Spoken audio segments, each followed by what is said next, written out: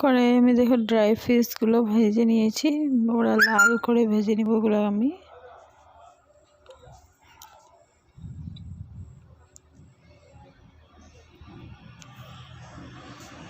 তো দেখো ভাজা হয়ে গেছে।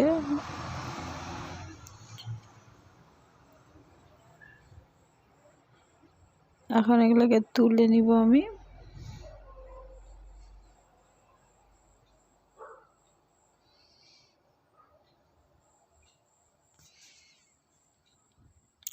এটা পেঁয়াজ এড করে দিয়েছি আমি এখানে, পেঁয়াজ রসুন দুটোই দিয়ে দিয়েছি, কাঁচা লঙ্কাও দিয়েছি সাথে, টকটকে ঝাল খেতে। খুব ভালোভাবে পেঁয়াজ রসুন কাঁচামরিচটাকে আমি ভেজে নেব এখানে।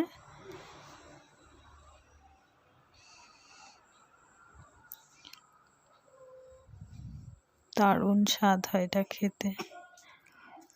নুন এড করে দিয়েছি এখানে। এখানে আমি কোনো ধরনের মশলা ইউজ করব না। হলুদ দিয়ে দিয়েছি,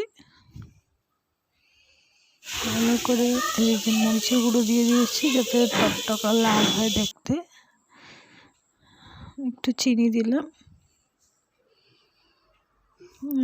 ভাজা ফিশগুলো যে ছিল ওগুলো আমি এখানে দিয়ে দিয়েছি, আর এটাকে ভালো করে নাড়াচাড়া করে নিব একদম।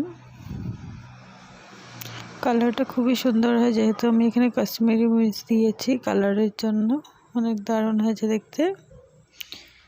তো এখানে রেসিপিটা শেষ।